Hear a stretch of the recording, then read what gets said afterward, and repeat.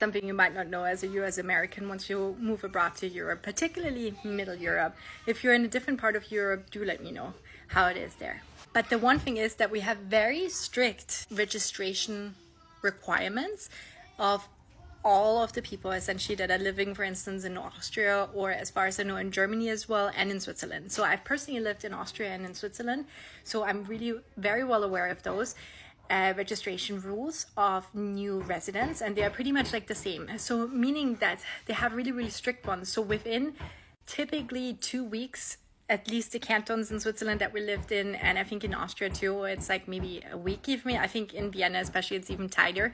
You have to register yourself, meaning that you have to go in person to something that's called like a Meldeamt at the Gemeinde or at the registration office for residents.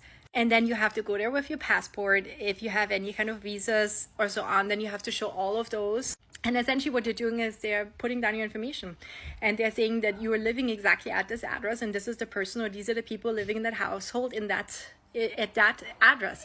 And when you're leaving the address or you're moving somewhere else to a different part of Austria or Switzerland, then you have to do the same thing again. And if you're not doing that, then you're essentially committing a crime or committing fraud, depending on the case, right?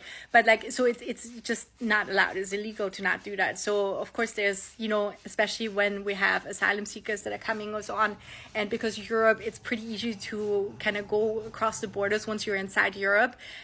So it's hard to keep 100% track of it, but like everyone knows about that system.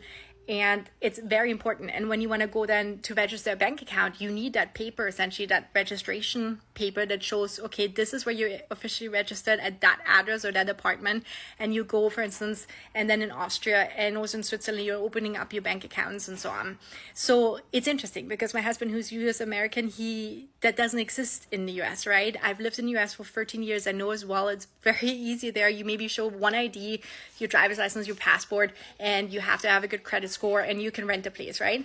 So it's not that easy at all. And so it's part of the whole system, maybe also in Europe, because it has a different type of approach. I don't know if it's a good thing or a bad thing. It's interesting.